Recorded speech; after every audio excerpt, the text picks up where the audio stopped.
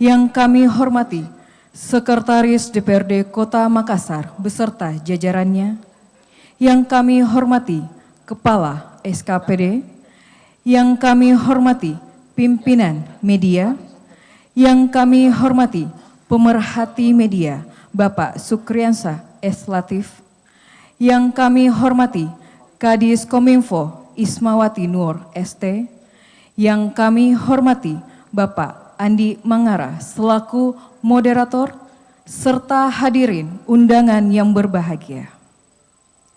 Assalamualaikum warahmatullahi wabarakatuh.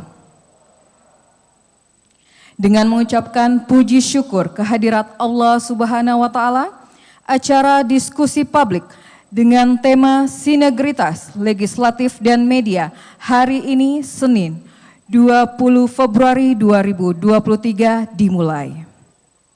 Hadirin yang kami hormati, mengawali acara, marilah kita bersama-sama berdoa menurut agama dan kepercayaan kita masing-masing. Doa dimulai.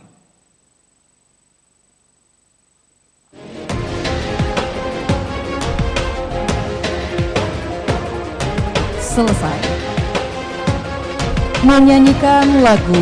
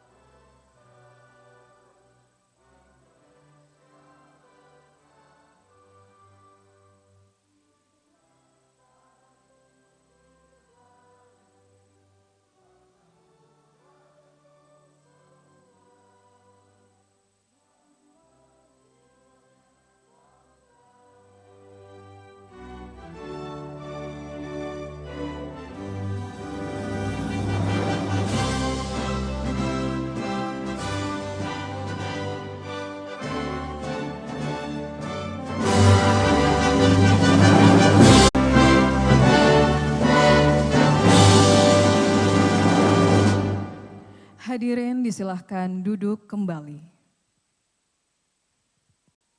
Hadirin yang kami hormati, marilah kita mendengarkan kata sambutan dari Ketua DPRD Kota Makassar yang sekaligus membuka acara hari ini.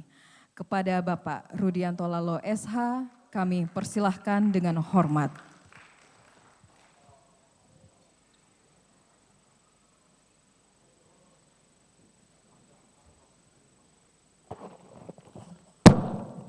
Bismillahirrahmanirrahim. Assalamualaikum warahmatullahi wabarakatuh. Selamat pagi, salam sejahtera untuk kita semua. Yang saya hormati para narasumber kita, di sini hadir tokoh senior kita, tokoh pers kita. Ada Kak Uki, biasa saya memanggil dari dulu, dari masih mahasiswa. Kak Uki, Bapak Sukriansyah Latif. Hadir juga di sini Bung Andi Mangara. Saya selalu menyebut kalau di Jakarta ada Karni Ilyas, kalau di Makassar ada Bung Andi Mangara. Di sini juga hadir Kak Andi Suruji. Tidak gampang menjadi wartawan senior Kompas ketika itu, dan itu ada ternyata ada putra sosial yang pernah menduduki jabatan prestise di Kompas. Tentu saja yang saya banggakan di sini Pak Ibu Dewan kita, Ibu Galmeria Kondorura. Kalau saya lihat Bu Galmeria ini rasa-rasanya sudah tahu mau opo atau naik kelas. Saya doakan yang terbaik aja buat Ibu Galmeria Kondorura. Ibu Isma, PLT Kadis Kominfo. Kalau sudah PLT berarti sisa dihilangkan jadi definitif. Tentu di sini hadir para pekerja instansi insan pers bukan hanya sebagai pekerja, ada juga saya lihat owner media, Cyber Aksi dan SMSI, ada Pak Sekjen SMSI, dan para peserta diskusi publik dengan tema sinergitas media dan legislatif. Saya tidak tahu apakah DPR masih disebut legislatif atau tafsir lain. Di Undang-Undang Pemda dia menjadi bagian dari pemerintah daerah dengan konstituennya atau dengan rakyatnya. Kegiatan sosialisasi perda, pembentukan peraturan perundang-undangan, ada kegiatan reses, ada kegiatan konsultasi publik, dan ada satu kegiatan kunjungan dapil. Semua kegiatan ini tentu berkenaan dengan wewenang, fungsi dan tugas sebagai anggota DPR. Dan kegiatan ini potensi setahun bisa bertemu kurang lebih 4.000 warga atau konstituennya. Nah, kalau bertemu 4.000, seorang anggota DPR bertemu dalam setahun ini, lalu kemudian tahun depan potensi bertemu, jadi potensi anggota DPR untuk terpilih kembali sangat besar sekali. Apalagi kalau di backup didukung oleh pemberitaan. Saya selalu menganalogikan kegiatan DPR tanpa pemberitaan media itu bagai makan tanpa minum, Pak. Coba makan tanpa minum, tasakoki, Pak. Begitu pentingnya kita bersinergi dengan pers, apalagi di era digital. Hari ini baru bangun tidur, buka HP, yang dilihat adalah percakapan di grup-grup WhatsApp, dan itu rata-rata berita, informasi yang kita peroleh. Karena itu penting bagi kita untuk berkolaborasi, bersinergi dengan teman-teman pers. Dan saya perlu laporkan kepada para insan pers bahwa satu-satunya institusi yang sangat peduli, tingkat ibarat 100%, tingkat kepedulian DPR itu sangat tinggi, Pak, menghampiri 100% kalau boleh mengatakan. Kenapa? Coba dicek anggaran medianya. Kalau DPRD lain, DPRD provinsi sekalipun, mana, Pak? Kita punya anggaran 6 miliar hanya untuk kita bagi kepada para pekerja pers. Apa makna yang saya mau sampaikan? Disinilah hadirnya kami di DPRD Makassar. Jadi memang DPRD Makassar wajib di backup juga, didukung juga. Makanya saya selalu mengatakan bahwa inilah mungkin institusi yang paling tinggi sekali anggarannya untuk pekerja pers. Makanya Kak Uki izin waktu hari pers, saya ditanya, apa pesan Pak Ketua di hari pers? Singkat saya jawab, mudah-mudahan kesejahteraan pekerja pers oleh perusahaan pers dinaikkan setinggi-tingginya. Karena kadang-kadang pekerja pers, saya tahu gaji per bulan biasa di bawah, rata-rata di bawah standar.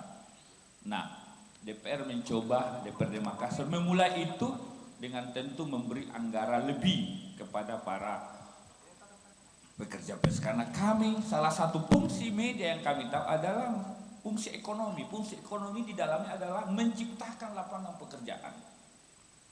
Jadi makin banyak bertumbuh media-media, sebenarnya bagus, berarti bertambah membantu pemerintah dalam hal penciptaan lapangan pekerjaan. Cuma memang kalau bisa media-media yang kerjasama DPR tetap ada syarat-syaratnya. Yang utama adalah minimal terverifikasi oleh Dewan Pers. Jadi kalau ada media yang belum terverifikasi Dewan Pers, daftarlah. Saya kira tidak susah. Ya, ini ahlinya nanti akan bicara, kawan pembicara kita yang tahu paham betul bagaimana suatu media bisa mendapat legitimasi dari Dewan Pers. Terima kasih banyak kepada para narasumber, para peserta kehadirannya, dan ucapan bismillahirrahmanirrahim. Diskusi publik kemitraan DPRD dan legislatif saya buka dengan resmi. Assalamualaikum warahmatullahi wabarakatuh.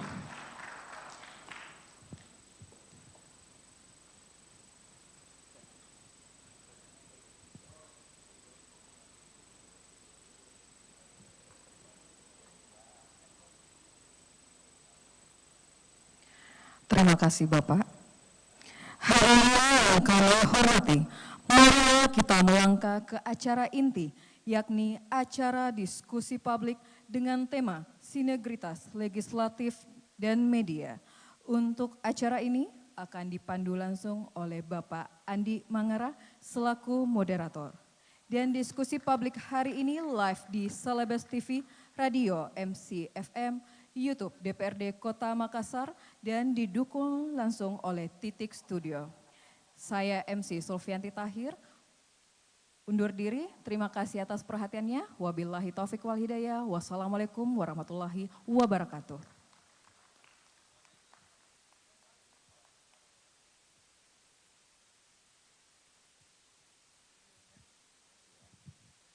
Ya, saya kira kurang elok kalau kita nggak beri tepuk tangan buat MC-nya ya. Suaranya bagus, cerdas, cantik semua.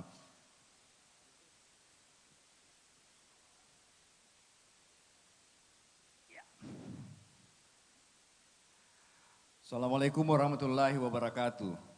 Salam.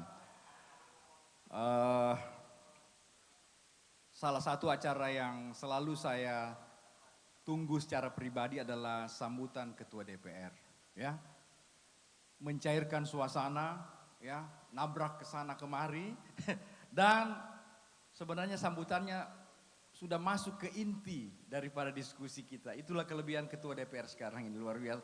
Rudi Lallo.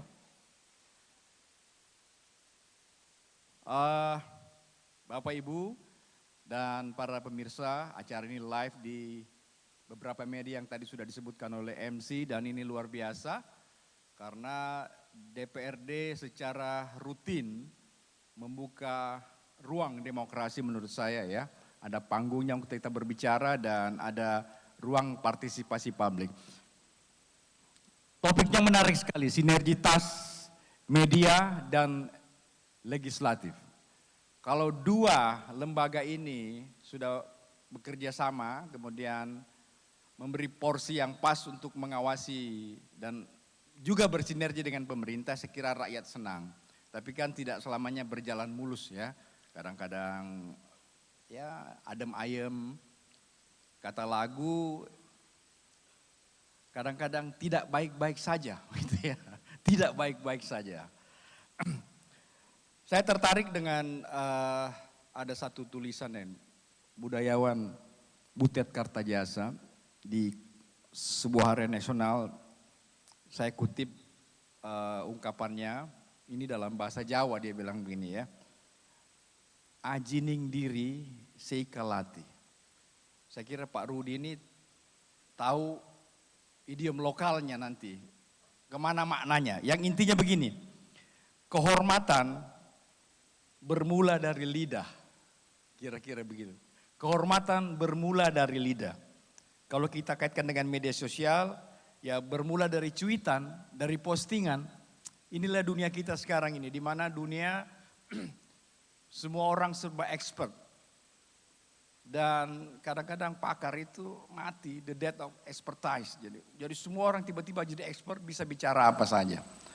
Tapi kali ini, di forum ini yang berbicara adalah ahlinya media, yang saya sudah tidak sabar untuk memanggil Bapak Sukriyansa Latif. Saya undang dengan hormat untuk naik ke atas. Ya, selamat datang untuk teman-teman anggota Dewan. Ya, silakan Pak Uki. Beliau ini dulu media mainstream, Fajar, dan sekarang ini jadi host yang luar biasa, punya podcast ya. Di sini Pak Uki, di sini.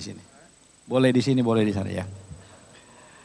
Bapak Sukriyansa Latif saya kira nggak perlu diperkenalkan panjang, udah terkenal orangnya ya. Yang kedua adalah Ibu, meskipun PLT tapi saya kira dengan gelar yang luar biasa ini udah langsung tune in pada masalah ini, adalah Ibu Isma Watinur, Bapak Ibu PLT Kadis Kominfo ya. ST, MSc dan PhD. Enggak gampang punya 3 gelar. Konon, ya ini benar, sarjana teknik ITB ya. Kemudian master dan doktornya di luar negeri lah pokoknya. Ya. Dan saya kira sangat tetap kita perlukan karena ini ada pembicaraan legislatif. Pak Ketua DPR harus naik di sini, Pak Rudi Lalo, ya. Silakan Pak Rudi. Silakan. Ya. Sepertinya Pak Sekwan 2 kali honor nih ya, membuka dan berbicara. Dan kami sangat mengharapkan umpan balik dari teman-teman di floor, ya, karena ini penting sekali ya. Bagaimana sinergitas media dan legislatif sebagai dua-duanya the power of speech. Ya ini kalau berbicara ini saya kira masalah udah selesai. Barangkali yang buka mungkin ya kali ya. Pak Ketua dulu ya. Bagaimana kondisi ya DPRD dan perannya sekarang ini yang perlu disampaikan kepada publik karena ya kebetulan saya dari Komisi Informasi nih Pak. People right to know and people need to know. Rakyat butuh dan harus tahu, punya hak untuk apa yang sudah Anda kerjakan.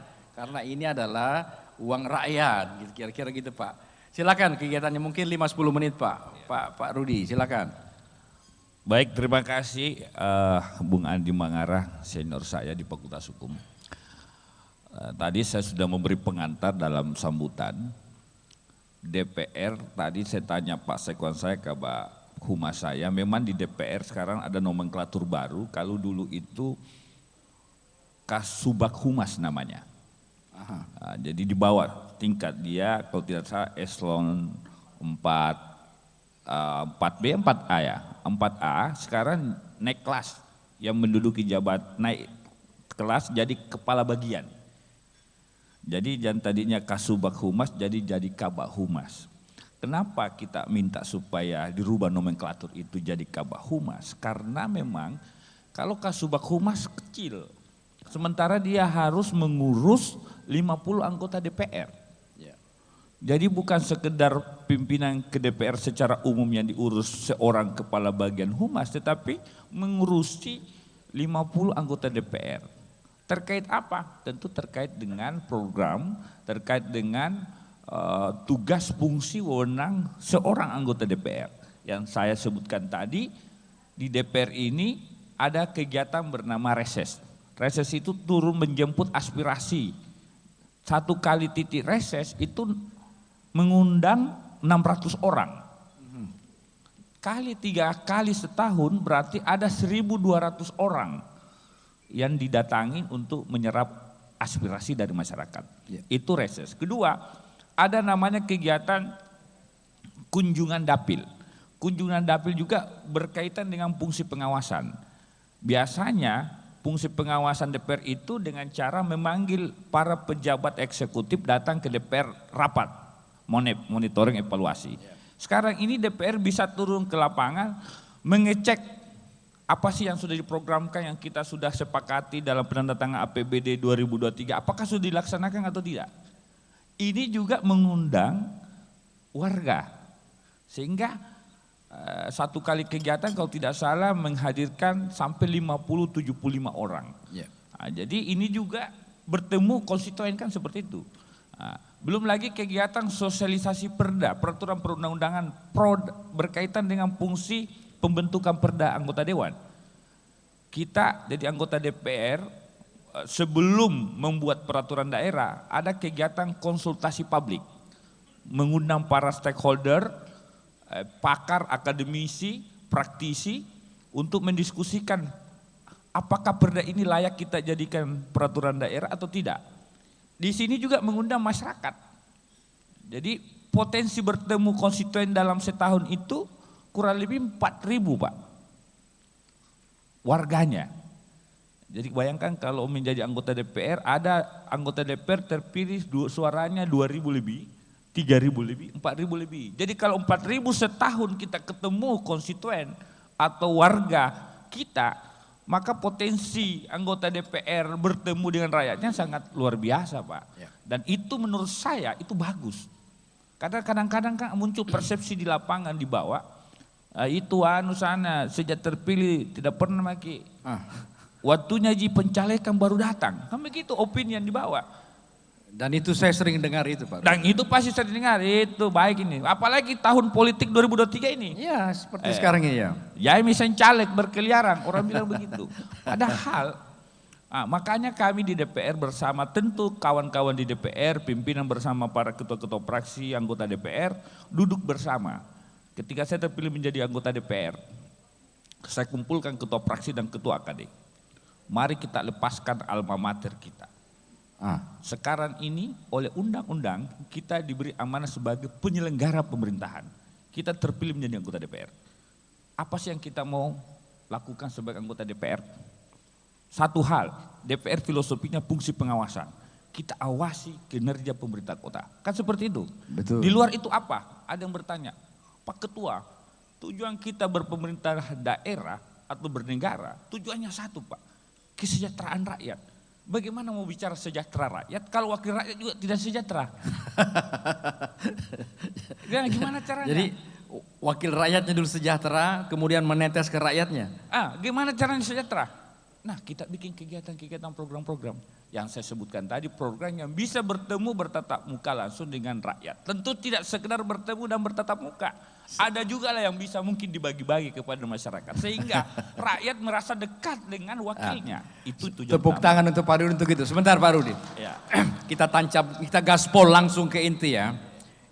Inti dari demokrasi adalah partisipasi dan koreksi. Kegiatan yang Bapak bikin tadi itu dua hal sudah terkait. Ada partisipasi dari masyarakat dan diharapkan ada koreksi. Saya ingin tanya, apa yang paling masyarakat koreksi, apa yang paling masyarakat keluhkan terkait dengan kinerja DPR dan terkait mungkin dengan kinerja pemerintah selama reses dan semua kegiatan itu? Silakan. Ya, setiap anggota DPR pasti berbeda-beda masukan. Oke. Tentu sesuai dengan wilayah masing-masing. Saya misalkan wilayah perairan, wilayah pesisir, pulau, tentu banyak aspirasi berkenaan suara-suara pulau misalkan. Banyaklah, terutama pembangunan infrastruktur yang memang tantangan ke depan Makassar, pengangguran, kemiskinan, ini hal-hal yang selalu menjadi topik pembahasan ketika kami turun reses. Menyerap aspirasi dari masyarakat, khususnya infrastruktur yang paling utama.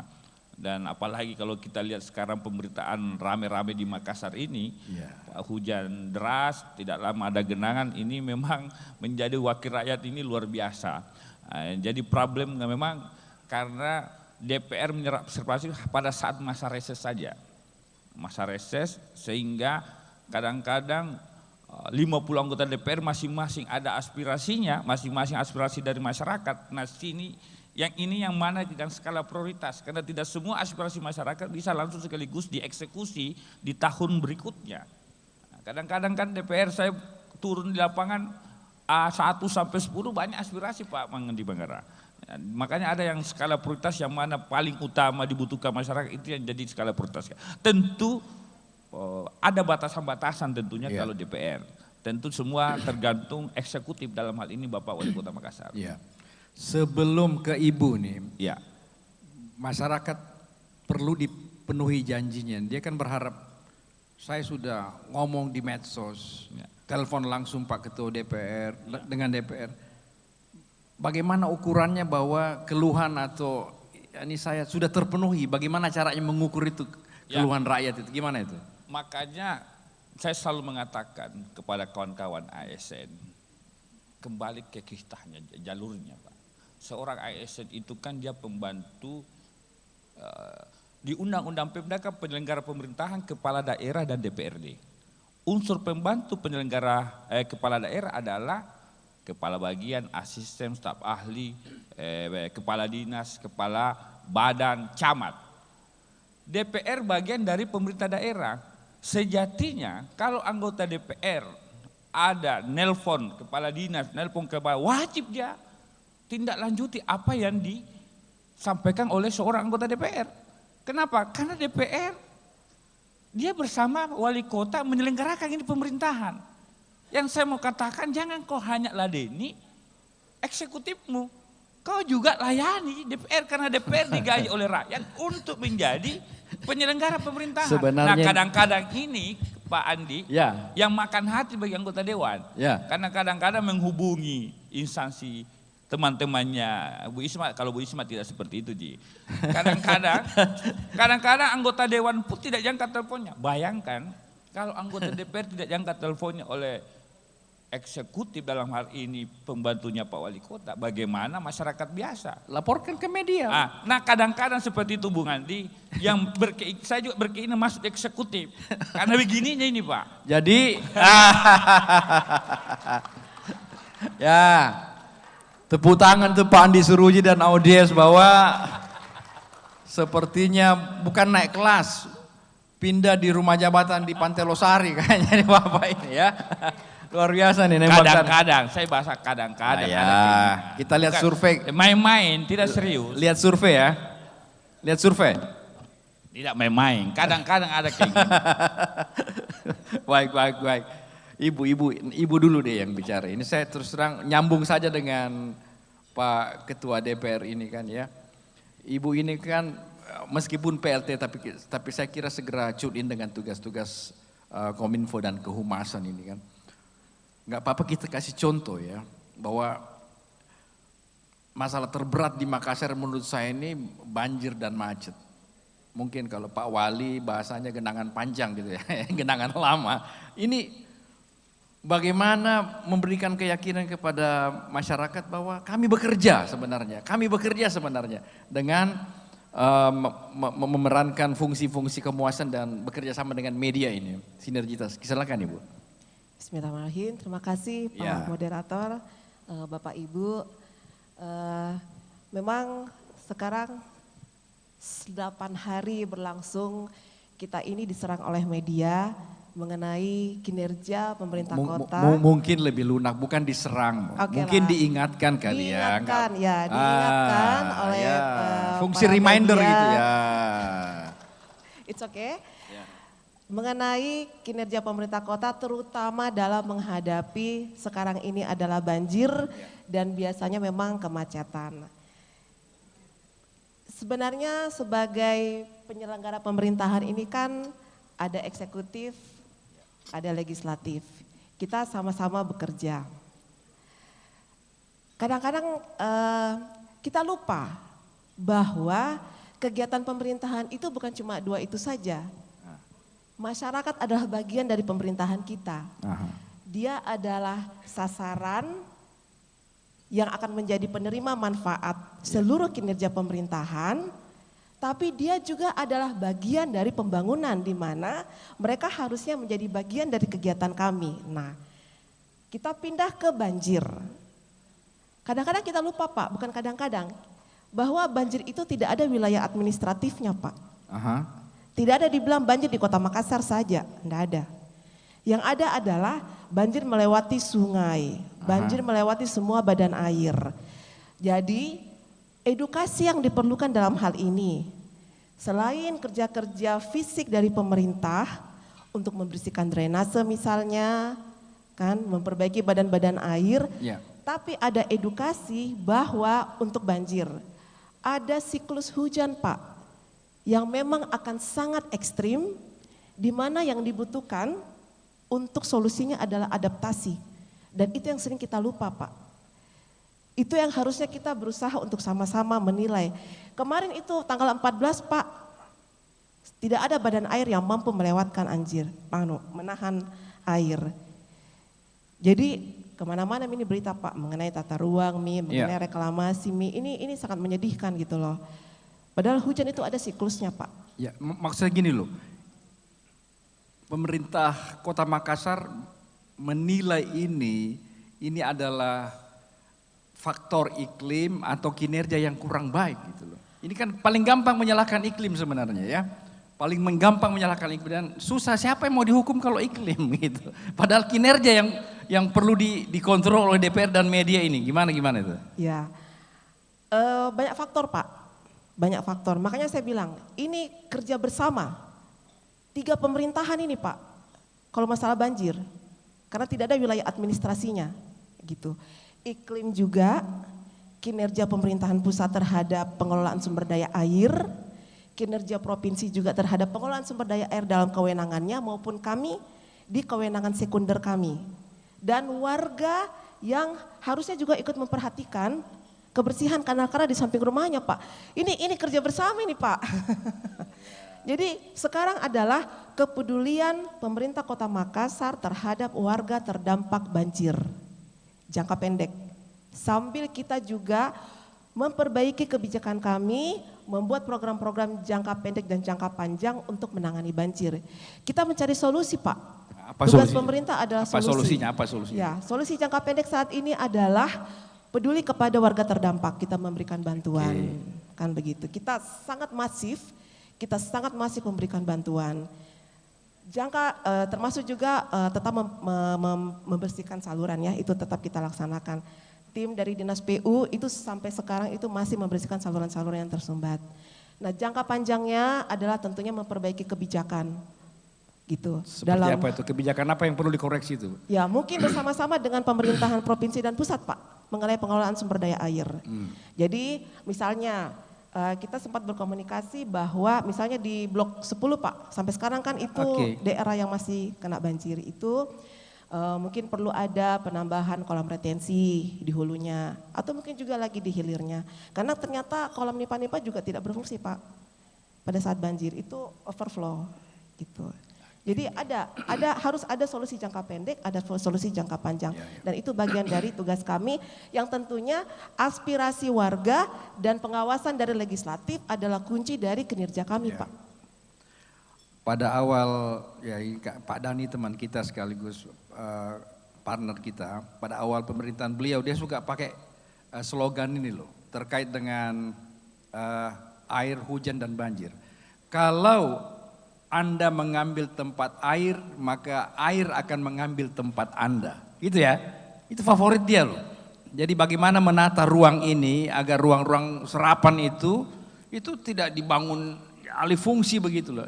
Ini kebijakan kan? Bagaimana menerjemahkan itu? Sebelum ke Pak Uki ini, silakan. Sebenarnya kurang elok juga, Pak, kalau kita mengatakan ini adalah warisan. Nggak elok, Pak. Jadi kalau kita melihat jurnal, kita melihat fenomena di seluruh dunia, Pak. Tempat yang paling strategis dalam pembangunan di seluruh kota maju itu selalu, Pak, di daerah rendah. Rendah ya. Kota-kota metropolitan itu selalu menempati ruang-ruang istilahnya kalau bahasa Inggrisnya, Pak, ya, floodplain. Gitu. Di seluruh dunia, Pak, bukan cuma Kota Makassar. Jakarta juga begitu, Belanda juga begitu. Ini hanya masalah teknologi saja, Pak. Gitu. Jadi tentunya saya rasa tanpa harus mengatakan warisan atau segala macam, fenomenanya memang hampir seluruh kota metropolitan itu ada di dataran rendah. Mungkin karena secara historically itu mudah diakses oleh kapal. Sangat selling pointnya juga lebih besar.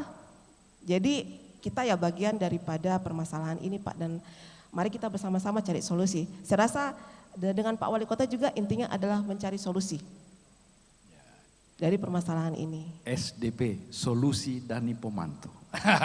Saya ingat betul acara itu ya.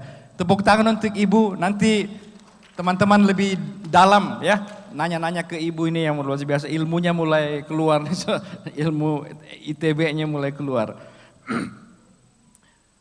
Tahun 80-an ada, sebelum saya ke Pak Uki, ada lagu dari Milli Vanilli itu Blame It On The Rain ya. Blame it on the rain. Jadi kalau ada apa-apa ya salahkan hujan saja. Pak Andi Suruji ketawa nih. Sekarang ini gilirannya Pak Uki akan berbicara, saya kira cukup panjang. Bagaimana fungsi media ya bersinergi dengan legislatif dan bagaimana media mengontrol, mengawasi dan memberi solusi terhadap jalannya pemerintahan terutama di Kota Makassar. Kita beri tepuk tangan yang meriah buat Sukriyansa S. Latif. Silakan. Ya, terima kasih Pak Andi Manggara. Halo, bisa ya. Assalamualaikum warahmatullahi wabarakatuh dan selamat pagi menjelang siang. Saya langsung saja. Pertama kita harus memahami dulu fungsi kita masing-masing. Ya, kita pertama bicara dulu dari judul ini, sinergitas. Ya, apa yang dimaksud sinergitas? Kalau yang dimaksud adalah kerjasama dalam hal untuk mendapatkan sesuatu yang lebih baik, itu bagus. Tetapi bukan berarti dalam arti sinergitas adalah kita menyemangat ya. Apa itu orang bilang? Yang bukan yang ibu-ibu itu, menyemangati. Jadi kita tidak boleh menganggap sinergitas adalah menyepakati semuanya. Kita harus kembali ke fungsi masing-masing kepada kita. Fungsi eksekutif ada, fungsi legislatif ada, fungsi media ada. Tidak boleh bersinergi dalam hal, oke, cocok itu, kita kerjakan sama-sama. Nggak boleh seperti itu. Bukan dalam pemufakatan jahat, bukan. Ya? Apalagi itu ya. Saya ambil contoh sederhana dalam hal sinergitas tadi. Ini mohon maaf Pak Ketua tadi. Saya agak tergelitik dengan perkataan bahwa kita menyiapkan 6 miliar untuk wartawan. Saya kok merasa wartawan ini seperti apa ya? Pengemis? Peminta-minta pekerjaan atau apa? Menurut saya dana dari itu dana masyarakat. Dan ketika diberikan kepada, bukan untuk diberikan bahwa ini sumbangan dan lain-lain. Wartawan tidak perlu disumbang. Inilah yang membuat saya menganggap bahwa sinergitas itu harus selevel. Dan fungsinya masing-masing. Eksekutif kerjanya adalah eksekusi, mengerjakan sesuatu. Tidak boleh legislatif ikut bekerja bersama dengan eksekutif mengerjakan. Dia harus mengawasi. Karena fungsi dan tugas daripada DPR adalah mengawasi eksekutif. Bukan ikut mengerjakan bersama-sama dan saling menyepakati. Terus siapa yang mau mengawasi eksekutif kalau bukan DPR? Tugas DPR dan wewenang adalah melaksanakan pengawasan. Jadi kita kembali dulu pada fungsi masing-masing. Ya, eksekutif harus diawasi oleh DPRD. DPRD bukan pelaksana tugas, bukan pelaksana yang mengerjakan. Kasih ke eksekutif. Tadi juga Ibu mengatakan bahwa ya kita mencari sama-sama, bekerja sama, kemudian mencari jalan keluarnya. Kalau Rocky Gerung bisa marah itu. Ya Anda digaji sebagai eksekutif, kerjakan tugas Anda. Kami ini mengawasi. Tugas, apalagi tugas wartawan, mengawasi DPRD dan mengawasi eksekutif. Jelas. Jadi kalau misalnya wartawannya ikut bersama-sama, mengerjakan rapat bersama-sama, terus memutuskan ikut bersama-sama memutuskan untuk melaksanakan sesuatu, terus siapa yang dia mengawasi? Mengawasi dirinya? Nggak boleh. Wartawan tidak boleh ikut bersama-sama di situ. Karena dia bertugas untuk mengawasi eksekutif dan legislatif. Untuk itu dia harus punya dignity, kehormatan, harus punya integritas. Kalau itu tidak ada ya selesai wartawannya. Jadi sinergitas itu kita kembalikan pada pokoknya. Bahwa kita punya tujuan sama. Tetapi fungsi kita masing-masing itu berbeda. Jangan kita bekerja sama-sama, memutuskan bersama-sama terus siapa yang mengawasi. Pertanyaan sederhana tadi bahas soal banjir. Apakah ada anggota DPR yang berteriak keras kepada eksekutif? Mana itu eksekutif? Sebagai legislatif saya dibayar oleh rakyat. Mana itu eksekutif? Kenapa bisa banjir terus? Itu eksekutif. Mengawasi. Apa yang Anda sudah lakukan? Gorong-gorong bagaimana? Sepanjang Petarani di mana itu gorong-gorongnya? Seberapa besar perjalanannya, elevasinya bagaimana? Tugas legislatif di situ. Tugas wartawan lebih-lebih lagi. Nah, kalau wartawannya sama eksekutifnya, legislatifnya bagaimana? Siapa yang mau mengawasi dan siapa yang diawasi? Ini harus jelas. Fungsi, tugas masing-masing ada. Disitulah baru pemerintahan bisa jalan. Ada eksekutif, ada legislatif. Ada pilar keempat, ada wartawan. Jangan sama-sama bersatu. Apakah eksekutif, legislatif ikut, wartawan lebih ikut lagi. Karena dibiayai dan macam-macam. Hancurlah negara ini kalau begini. Jadi kita kembalikan kepada fungsi masing-masing. Ya, bahwa wartawan harus mengawasi keseluruhan pemerintahan. Siapa awasi wartawan? Banyak juga ada. Ada lembaga watchdog. Masyarakat bisa awasi wartawan. Tetapi maksud saya dalam hal ini adalah bahwa antara eksekutif, legislatif, dan wartawan itu jelas fungsi dan masing-masingnya. Bahwa bekerja sama untuk satu tujuan, oke. Ya. Tetapi tidak boleh bekerja sama dan sepakat dalam semua kebersamaan, kemudian ikut bersama melaksanakan. No, tidak boleh. Karena ada fungsi dan tugas masing-masing. Makasih. Wah, luar itu udah inti ya, perlu sedikit bukan diluruskan. Mengkoreksi. Ada sisi lain yang perlu bukan diperlunak juga. Saya harus koreksi karena statement saya dikomentarin. Oh ya. Kalau statement saya dikomentari, saya harus mengkoreksi. Oke. Supaya tidak salah tafsir. Seperti itu. Saya mau menyampaikan tadi Pak Uki bahwa satu-satunya institusi lembaga DPRD yang care kepada pekerja pers media, saya harus katakan DPR Pak. Ya. Bahwa ada anggaran yang kita siapkan, kalau memang anggaran itu tidak butuhkan, boleh juga. Ya. Lebih bagus lagi, tidak usah dikasih media. Tapi saya khawatir, kami yang dianu lagi oleh pemilik media Pak. Kenapa? Salah satu fungsi pers media adalah fungsi informasi. Ya. DPR punya banyak program, punya kegiatan. Bahasa saya, kalau kegiatan DPR ini tidak diberitakan media, apalah arti kegiatan itu? Tidak sempurna menjadi kegiatan kalau kegiatan DPR ini tidak diinformasikan kepada publik. Karena publik berhak tahu. Kalau kemudian kemitraan itu kerjasama itu menurut saya kalau bagian dari fungsi informasi sah-sah saja. DPR dalam bekerja wajib dong kita memberitakan supaya masyarakat tahu apa sih kinerja Pak Rudi Lallo selama Rudianto Lallo ketua DPR, apa sih sudah dilakukan, apa sih yang sudah dihasilkan DPR selama ke periodenya. Ini harus ditahu oleh masyarakat karena berhak tahu. Jadi ada hak di situ masyarakat publik tahu. Di sini pers, media sebagai fungsi informasi. Ya, okay. Lalu kedua, betul kata Kak Uki tadi, salah satu fungsi pers adalah fungsi kontrol.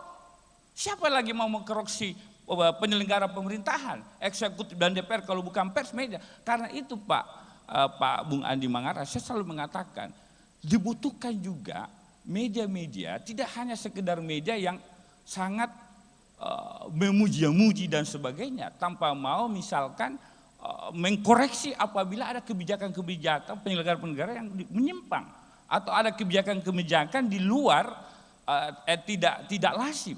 Siapa lagi yang mau mengkoreksi kalau bukan pers? Dulu saya selalu mengatakan waktu jadi aktivis mahasiswa, siapa lagi yang mau mengkoreksi menjadi parlemen jalanan kalau bukan mahasiswa? Siapa?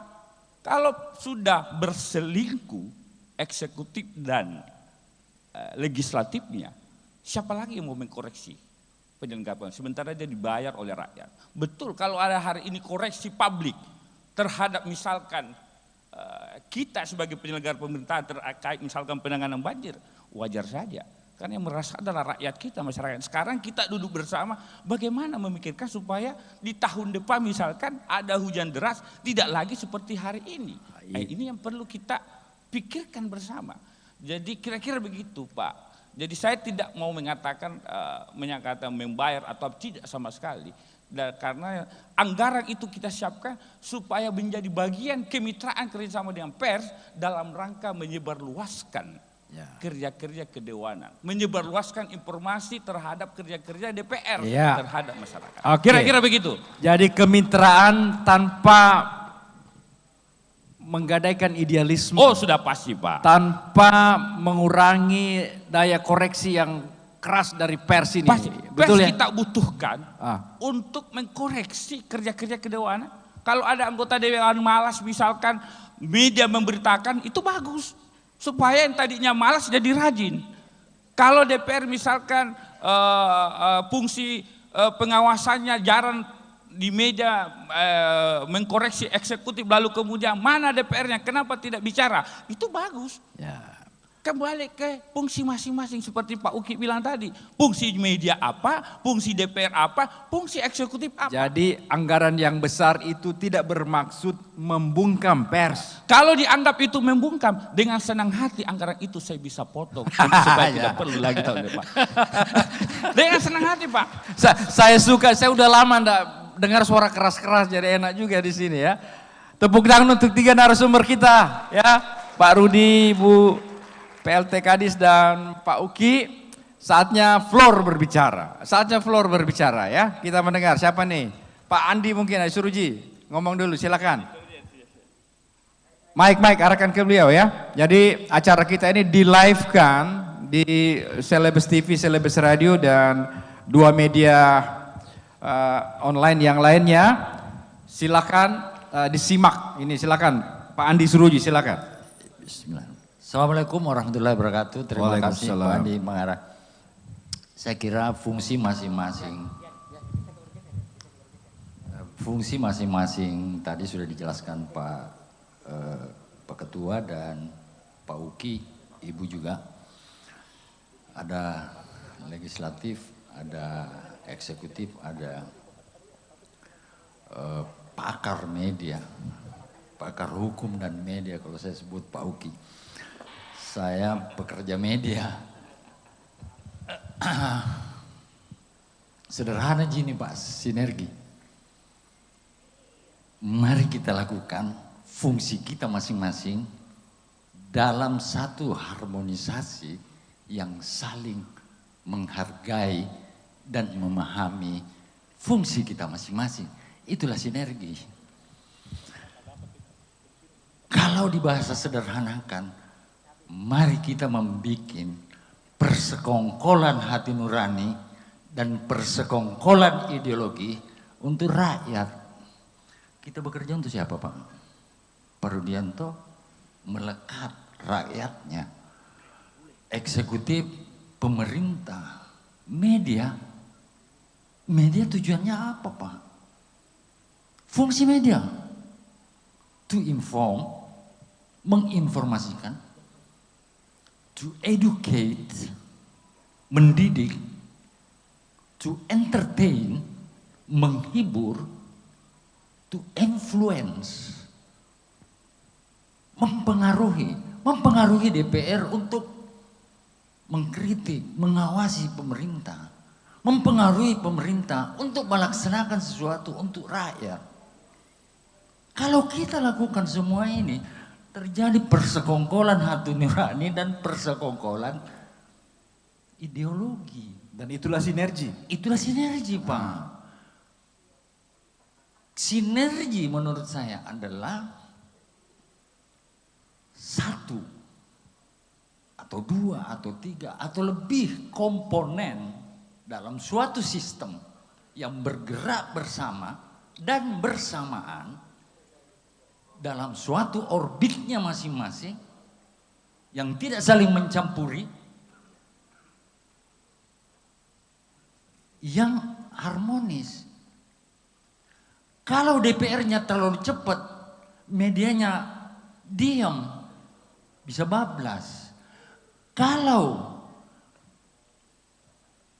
eksekutifnya kecepatan, DPR-nya santai-santai saja, tidak mengawasi, bisa bablas pemerintahnya. Pemerintah cepat, DPR cepat, media juga cepat. Watchdog. Itu sinergi Pak. Jadi sinergi, mari kita laksanakan fungsi kita masing-masing. Ketika ada yang tidak melaksanakan fungsinya, tidak terjadi sinergi itu Pak.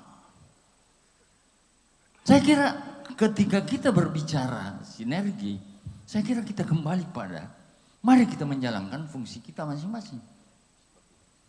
Pers, pilar keempat demokrasi. DPR, legislatif, yudikatif, eksekutif.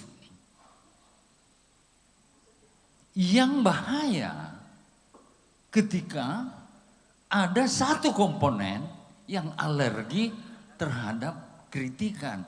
Seperti yang dibilang Pak Ketua. DPR berhak mengkritik media loh. Media tidak berdiri sendiri dan bebas dari kritikan kesalahan. Pemerintah berhak mengkritik media. Kenapa media seperti ini? Bahkan media membuka diri untuk digugat ke Dewan Pers. Karena Dewan Pers kita adalah pengawasnya media. Gampang Pak kalau media itu melakukan kesalahan. Ditinggal pembacanya kok. Hukuman paling cepat. Kita mau langganan media Pak, mengangkat koran, kita telepon medianya. Ketika kita tidak terpenuhi aspirasinya dari suatu media, langsung berhenti aja kan. Hukuman paling besar. Kalau DPR, 5 tahun baru dihukum. Paling cepat penggantian antar waktu Pak. Kalau media langsung seketika. Langsung ditinggal pembaca Pak. Ya. Hukuman sosial, tidak perlu. Tapi banyak media abal-abal masih hidup. Itulah kehebatannya. Kita mengurus media yang benar-benar media ini setengah mati Pak. Iya. Ya, tetapi saya pesannya itu Pak. Oke. Saya kira intinya sinergi itu yang kita bicarakan bukan sekedar antara media dengan legislatif saja, tetapi semua komponen bangsa itu mesti bersinergi karena tujuan kita satu Pak. Kesejahteraan masyarakat. Ya. Kenapa saya selalu berteriak mengkritik pemerintah? Karena itu tujuan pemerintahan mensejahterakan rakyat. Ya. Tujuan media didirikan oleh founding fathers.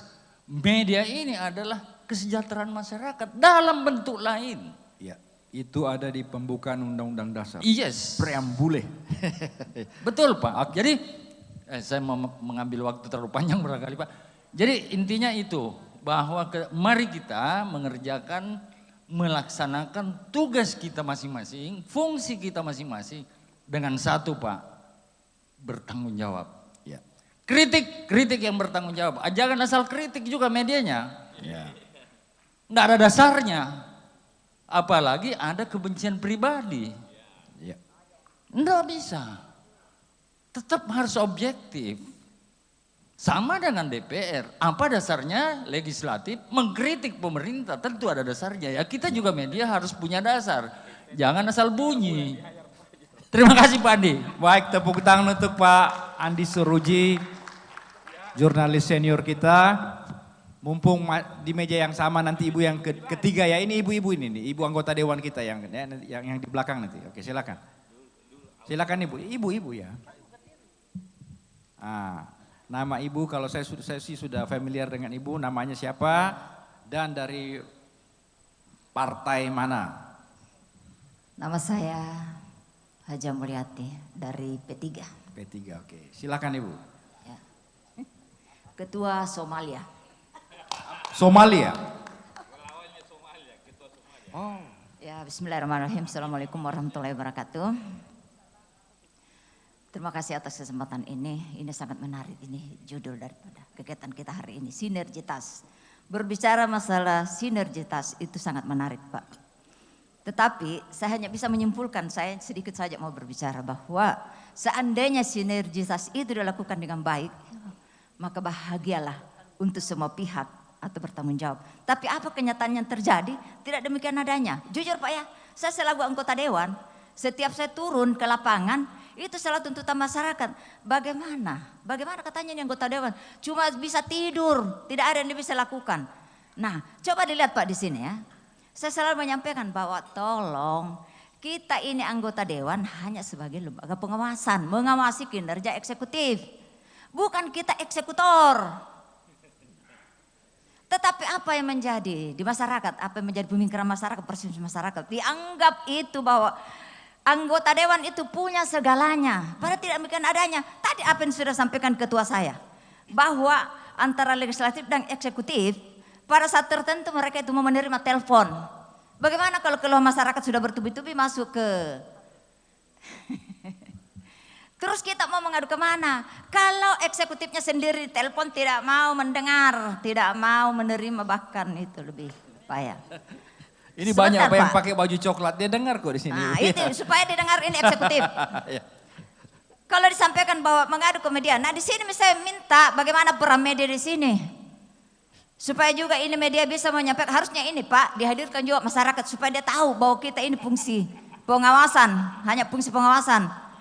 Bukan saya tidak mau dikritisi sebagai anggota dewan karena mereka memilih saya. Tetapi supaya dia tahu juga bahwa kita yang anggota dewan hanya sebatas begitu fungsi kita, kasihan. Nah, seperti itu Pak kejadiannya.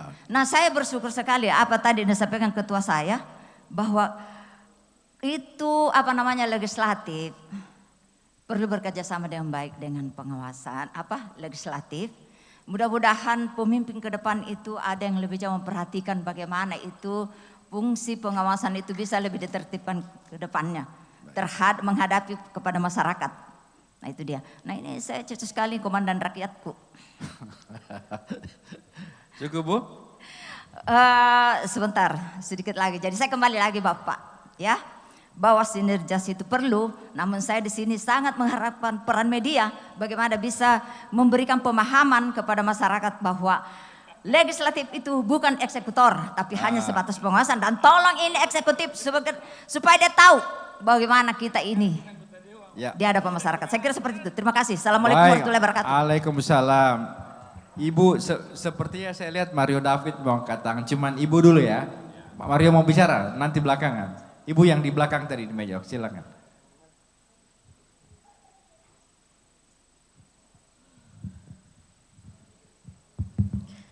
Terima kasih. Bismillahirrahmanirrahim. Assalamualaikum warahmatullahi wabarakatuh. Saya Jessie dari edelweisnews.com. Oke. Ya. Silakan. Sangat menarik sekali pembahasan hari ini. Terus terang dalam kondisi yang cukup dingin, tiba-tiba hangat dengan pemantik-pemantik kita yang di depan itu, tiba-tiba suasana menjadi hangat. Saya mendengar Pak Ketua DPRD bicara, saya seakan-akan kembali ke masa ketika menjadi mahasiswa, parlemen jalanan ya. Saya tiba-tiba seperti kembali ke zaman-zaman menjadi mahasiswa, menjadi parlemen jalanan. Terus saya bertanya masalah sinergitas, bukan bertanya, mungkin sekedar ingin mengetahui informasi. Sinergitas itu saya katakan begini, bahwa sinergitas itu ketika kita mengetahui kerja kita masing-masing, wilayah kita masing-masing, dan bertanggung jawab terhadap pekerjaan kita itu. Terus masalah kritik, saya kira baik itu media, legislatif ataupun eksekutif, kalau memang kita tidak berjalan di koridor kita masing-masing, kita bisa saling mengkritik. Artinya bukan cuma media dengan legislatif yang bisa mengkritik eksekutif. Kalau memang eksekutif melihat kita berjalan tidak di koridornya, please silakan kritik kita. Saya kira seperti itu. Terus pertanyaan saya pertama untuk PLT Infocom, Ibu saya lihat sangat luar biasa dengan penjelasannya. Tapi saya kembali saya mengingat ada buku yang saya pernah baca, itu ada filsuf Muslim namanya Muhammad Iqbal. Situ dia bunyinya seperti ini bahasanya. Kau ciptakan hujan, saya ciptakan payung, saya kira seperti itu. Terus kau ciptakan banjir, saya ciptakan perahu. Yang saya mau tanyakan, ketika banjir Makassar, apa yang dilakukan oleh pemerintah Kota Makassar? Itu yang saya mau tanyakan. Karena kalau dibilang dengan perda-perda itu, saya kira apa yang diperdakan, tapi sudah bertahun-tahun Makassar itu tetap banjir. Saya kira untuk menyalakan iklim itu tidak mungkin, artinya menyalakan iklim kita menyalakan pencipta iklimnya itu. Saya kira harus ada trik yang memang betul-betul luar biasa begitu, apa yang dilakukan. Karena kalau cuma bilang ketika kita membantu orang yang terdampak, saya kira itu tidak menyelesaikan masalah. Saya kira seperti itu. Jadi yang kita butuhkan, bahwa masyarakat butuhkan apa yang dilakukan pemerintah Kota Makassar untuk menghindari banjir tersebut. Sebagai pemerintah pasti harus bertanggung jawab. Tidak bisa kita katakan bahwa ini tanggung jawab kita bersama. Saya sepakat dengan Pak Uki tadi bahwa Anda kan pemerintah, Anda yang dibayar untuk hal itu. Saya kira seperti itu. Untuk Pak Uki sangat luar biasa. Saya aplaus dengan Bapak karena saya sangat kenal dengan Bapak, tapi Bapak tidak kenal saya. Oh iya. Sudah ada fansnya Pak Uki ya. Karena saya sering membaca tulisan-tulisan beliau. Saya kenal beliau, ada beberapa baliho dulu dulu pernah terpajang di jalan-jalan di Makassar. Ya. Ya. Gitu. Terus yang saya mau tanyakan Kak Uki, atau Deng Uki ya, Deng Uki saya lihat di balihonya dulu, sinergitas yang bagaimana yang harus dilakukan media dengan legislatif. Karena berbicara dengan media dengan legislatif kita punya 4 pilar. Berarti kita membicarakan pilar kedua dengan pilar keempat. Ini dua-dua adalah pengawas.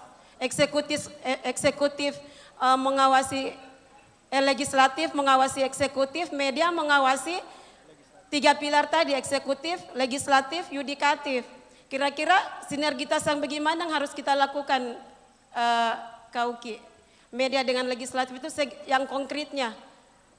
Karena kalau terus terang saya katakan bahwa kita ini selalu mengatakan bahwa tidak anti kritik. Tapi ketika media mengkritik pasti ada pasti ada. Setelah kita kritik pasti ada dampak terhadap media kita. Jadi kadang-kadang kita mau keras ada dampak. Sementara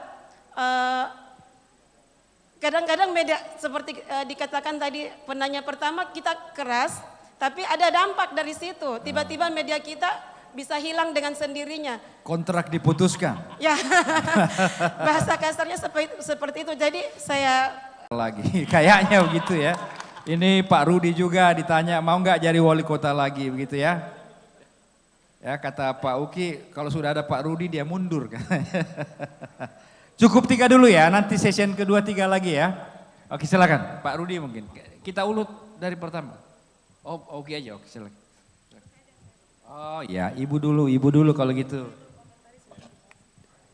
Saya minta didahulukan karena saya mau komentari sinergitasnya. Jadi sebagai dinas yang diberikan tanggung jawab melaksanakan urusan pemerintahan dalam hal informasi dan komunikasi publik. Ini saya melihat kata sinergitas ini sangatlah elok gitu. Kenapa saya bilang bagus banget? Saya setuju apa yang disampaikan oleh Bang Uki bahwa sinergitas itu bukanlah sebuah persengkokolan yang mengarah kepada semua mengatakan iya, bukan. Tapi saya sangat-sangat setuju bahwa orang di dalam sebuah kelompok itu melakukan tugas dan fungsinya masing-masing. Kenapa demikian? Sebagai unsur yang mewakili pemerintah itu kita punya kerja baik, tapi mungkin juga kita punya kelemahan. Ketika kami memiliki kerja-kerja baik, maka tentunya kami ingin peran media bisa memberitakan bahwa kami pun telah berusaha untuk melakukan kerja-kerja baik demi kesejahteraan masyarakat. Supaya bukan kami berbangga diri, tapi memperbaiki program yang ada. Tapi kami pun juga punya kelemahan.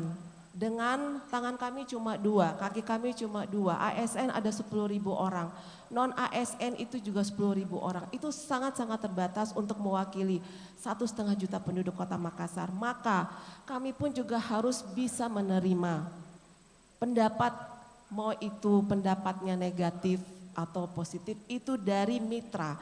Mitra itu tidak berarti kita mitra dalam hal yang searah, tidak. Bagi kami kemitraan adalah ada counternya, ada check and balance-nya. Itu baru namanya kita bermitra dengan baik. Jadi kami juga butuh masukan dari eksternal, bukan cuma dari pihak legislatif yang mengawasi kami, tentunya dari peran media, dari warga, bahwa kami itu belum maksimal, bahwa ada kekurangannya begini dan begitu. Karena dengan cara seperti itulah kami berbenah, mengkoreksi diri, berusaha untuk memperbaiki program yang ada atau mungkin membuat program-program lainnya yang lebih tepat gitu. Karena kita terus terang tidak ada kesempurnaan dalam hidup ini. Apakah istilahnya dalam bahasa Inggris? Nothing is perfect, barangkali kurang lebih seperti itu. Nah, menjawab dengan tadi pertanyaan Ade itu, menghilangkan banjir. Mungkin yang lebih tepat menjawab ini adalah dari dinas teknisnya, dinas pekerjaan PO. Tapi ini sebagai gambaran saja. Negara maju saja kena banjir. Itu pun mereka sedang berusaha untuk mencari upaya menghilangkan. Tapi apa ternyata terakhirnya? Banjir tidak bisa dihilangkan, Bu. Yang ada terakhirnya adalah adaptasi. Australia, Queensland di Australia, setiap tahun langganan banjir. Nah majunya Mito Negara, UK, selalu juga banjir. Mungkin barangkali Belanda Ji, yang dengan proyek ambisiusnya itu bisa mengelola banjir. Tapi itu sangat ambisius rakyat. Ada peringatan yang sangat menarik dari KPK. Bangsa ini dua hal besar yang harus diselesaikan. Korupsi politik dan korupsi sumber daya alam. Karena korupsi sumber daya alam mengakibatkan bencana ekologi, banjir termasuk. Bagaimana pandangan Ibu? Ya, jauh sekali ini Pak. Penting diselesaikan. Jadi ini kita sudah bicara ekologi dan kita sudah berbicara pemainnya Pak. Dan ini sangat panjang nih pembicaraannya Pak. Saya rasa itu persingkat tadi, aja. Kembali kepada yang tadi Pak, statement awal saja. 3 pemerintahan ini Pak. Kurang lebih seperti itu. Jadi kami garda terdepan yang paling dekat kepada masyarakat, kami siap menerima seluruh komplain. Ada 112. Ini promosi juga.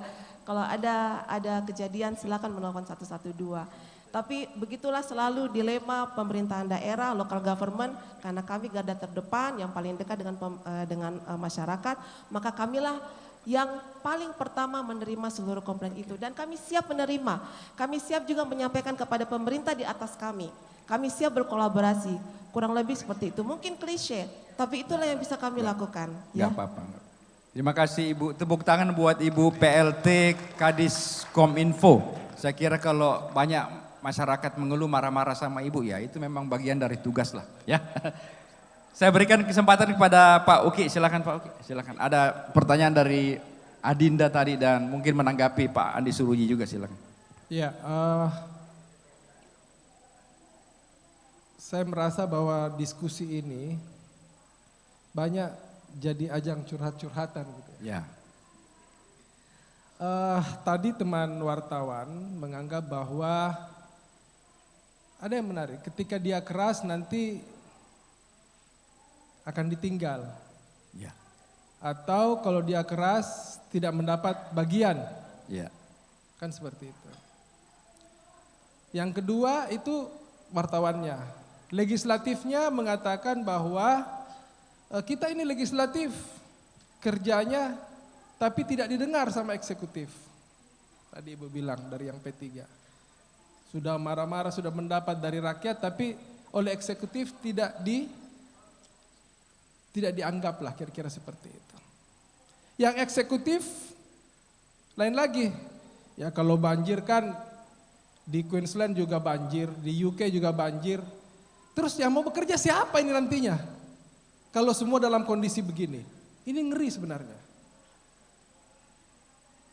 Harus ada yang mengambil sikap dan bertanggung jawab dan harus mencarikan jalan keluarnya. Untuk itulah Anda semua dibayar. Kalau rakyat juga harus berpikir, terus yang mengerjakan siapa? Poinnya adalah bahwa menurut saya kembali lagi kepada fungsi dan tugas masing-masing kita. Dan tidak ada unsur kasihan. Wartawan tidak perlu dikasihani karena pekerjaannya. Legislatif tidak perlu dikasihani atau diperhatikan sama eksekutif. Seolah-olah bahwa legislatif itu lebih rendah daripada eksekutif. Tidak. Saya lama di Jakarta Pak ini. Saya masih di Jakarta sekarang. Saya lihat bagaimana teman-teman saya anggota DPR di Jakarta begitu keras kepada pemerintah. Terutama dalam rapat. Kalau Anda tidak mau didengar, masalahnya yang Anda minta itu untuk kepentingan rakyat atau untuk kepentingan kelompok Anda atau partai Anda, itu jadi beda. Dan itu bisa kita lihat dalam rapat-rapat di anggota DPR. Bagaimana dia memanggil eksekutif, Anda biasa lihat, bahkan sampai diusir eksekutifnya. Apakah itu juga terjadi di sini? Kalau Anda tidak punya taring, bagaimana eksekutif mau takut? Jadi bagaimana eksekutif menjadi tidak pernah merasa diawasi dan tidak pernah takut dengan DPRD misalnya. Karena tidak ada yang bersuara keras. Mengamini misalnya terjadi seperti itu. Demikian juga sebaliknya. Wartawan tidak pernah melakukan sesuatu yang keras kepada DPRD karena tidak melaksanakan fungsinya sebagai pengawas kepada eksekutif. Karena ada ketakutan juga seperti yang dikatakan tadi wartawannya. Ya kalau kita keras nanti tidak dipakai lagi atau bagaimana seperti itu. Jadi kalau ini yang terjadi pada semua sektor, maka kita akan saling mengamini saja. Ya sudahlah biarkan Tommy. Begitu. Tidak ada lagi pengawasan dan tidak akan jalan. Kalau ada banjir, permisif semua, afirmatif. Oh iya tahu karena ini kan susah, banjir memang begitu. Negara kaya juga, negara modern juga begitu. Jadi ya bagaimana begitu? Ya sudahlah kalau sudah seperti itu, kita saling mengamini saja. Jadi maksud saya adalah, fungsi kita adalah legislatif, awasi eksekutif. Harus keras. Dan tidak harus selalu sepakat. Wartawan harus awasi kedua-duanya. Tidak boleh takut hanya karena anggaran akan dikurangi dan lain-lain. Bahwa DPRD mengeluarkan anggaran, itu karena dia butuh kepada media untuk menginformasikan apa yang sudah dilakukan. Bukan karena belas kasihan kepada media untuk diberikan. Karena kalau belas kasihan, Anda akan diatur. Kalau Anda tidak muat ini, kita tidak kasih. Anda tidak kasih begini, kita kasih. Tidak boleh ada unsur yang seperti itu. Jadi kita berdasarkan fungsi masing-masing. Seperti yang katakan tadi Pak Andi Suruji. Fungsinya ada. Kalau kita juga wartawan tidak berfungsi mengawasi, cuma memuja-muji saja, tidak mau mengkritik, berhenti Anda jadi wartawan. Media Anda mengatakan, kita punya gaji rendah, berhenti kau jadi wartawan. Siapa yang suruh? Adakah wajib militer seperti wajib wartawan? Tidak ada orang. Tidak ada orang dipaksa jadi wartawan. Salah Anda kenapa mau jadi wartawan? Kemudian masuk di tempat wartawan dan digaji rendah. Kenapa Anda mau bekerja di situ? Tidak ada media yang mengharuskan Anda harus bekerja di tempat dia. Bahwa gajinya rendah, Anda keluar dari tempat itu. Jadi jangan Anda menganggap Anda diri rendah, kemudian mendapatkan belas kasihan. Apakah itu sebagai eksekutif, legislatif maupun wartawan. Jadi kita punya dignity, punya kehormatan. Baru kita bisa punya integritas.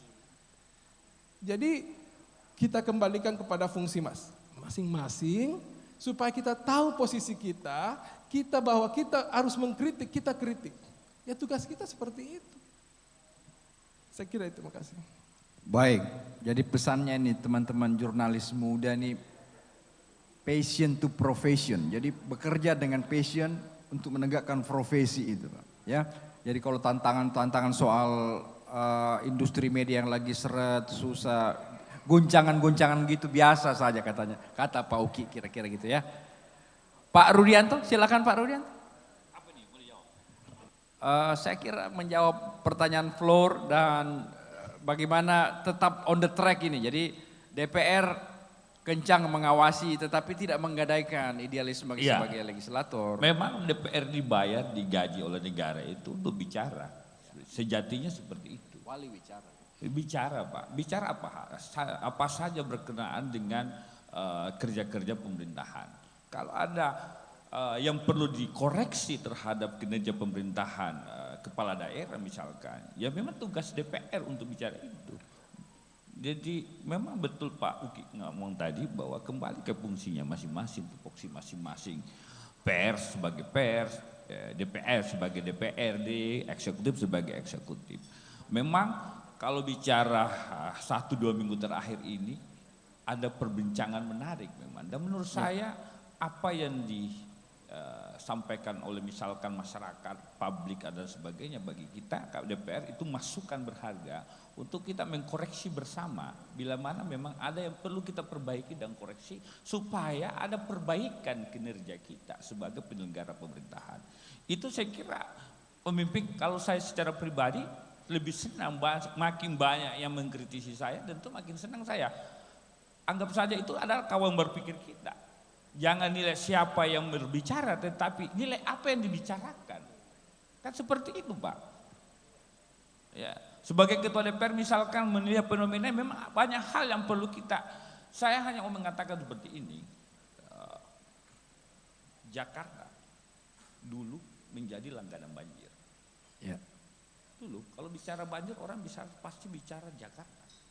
Pertanyaannya, Jakarta hari ini bagaimana? Seperti itu kan. 2, kita misalkan di Makassar, dalam setahun ada saja mungkin 3 kali rakyat kita mengungsi. Karena ada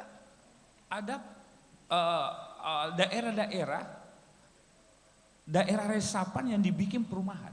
Saya tidak tertarik bicara mau menyalahkan si A, enggak. Saya tidak. Saya mau katakan gini, problem kota Makassar hari ini misalkan adalah kita ada 2 sungai, Sungai Jenet Berang, Sungai Talo.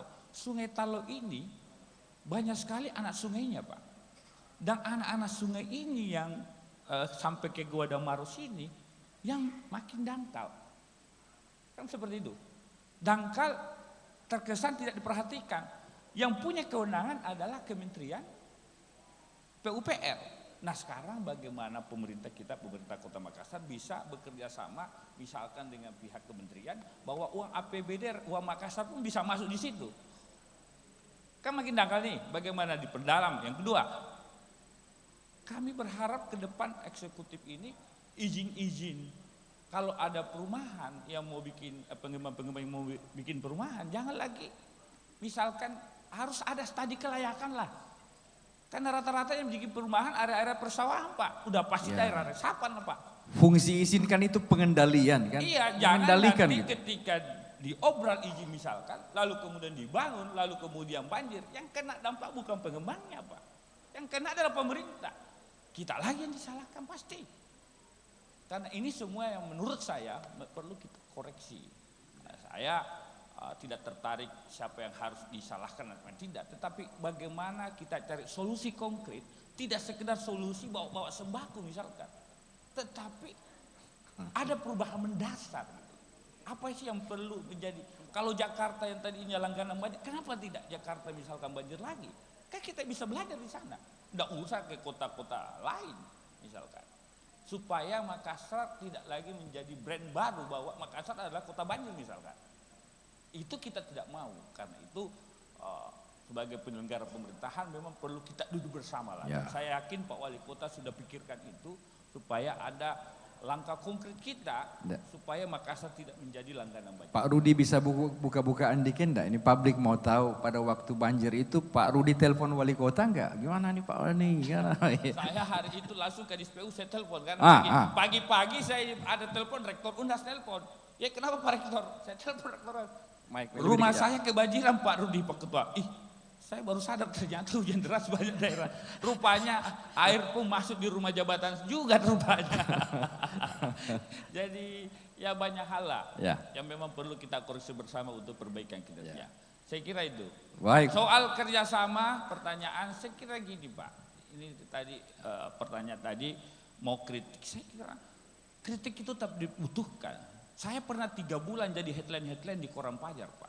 Dan saya nikmati itu Pak. Saya nikmati. Sudah, saya tidak tahu standarnya kok. Sudah headline halaman depan, di halaman meter pun halaman depan juga. Jadi kadang-kadang itu DPR.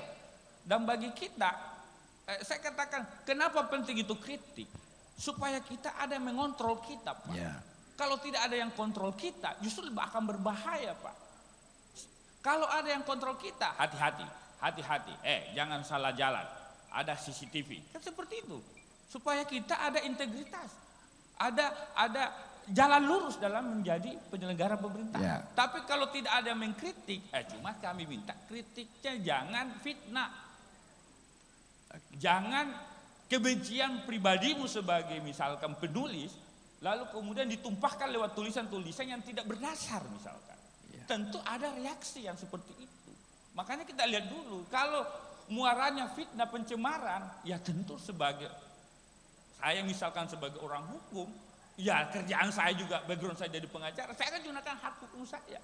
Ya. Kalau saya dituduh aneh-aneh misalkan, tetapi kalau kritiknya Misalkan ini anggota dewan 5D datang duduk diam dengar hanya duit. Yang begitu kan memang harus disorakan oleh jurnalis. Supaya anggota-anggota dewan juga ketahuan yang mana yang bersuara, yang mana misalkan hanya sekedar datang jadi profesi anggota DPR misalkan. Itu penting juga kita suarakan. Makanya wartawan kita butuhkan kalau setiap rapat datang. Jangan-jangan pada saat rapat paripurna yang datang hanya beberapa orang misalkan. Kalau perlu di list yang datang anggota dewan yang malas, deng. Supaya apa? Supaya kita bisa memperbaiki kinerja kita. Karena kita dibayar negara, dibayar oleh rakyat. Kira-kira begitu, Bung. Rudianto Lalo, tepuk tangan untuk beliau ya. Jika masih ada skeptisme dan kritik, maka masih ada demokrasi. Itu Pak. Jadi kalau tidak sederhana itu mati demokrasi itu Pak ya. Yang kedua adalah tugas wartawan bukan cuman melis siapa yang datang, tetapi apa yang anggota dewan bicarakan, substansinya apa kira-kira gitu. Kita ada waktu setengah jam lagi, tetapi kalau merasa tidak ada yang bertanya, kita tuntaskan. Tapi Mario David nih lihat mau bertanya nih Pak. Pak Mario David, silakan Pak.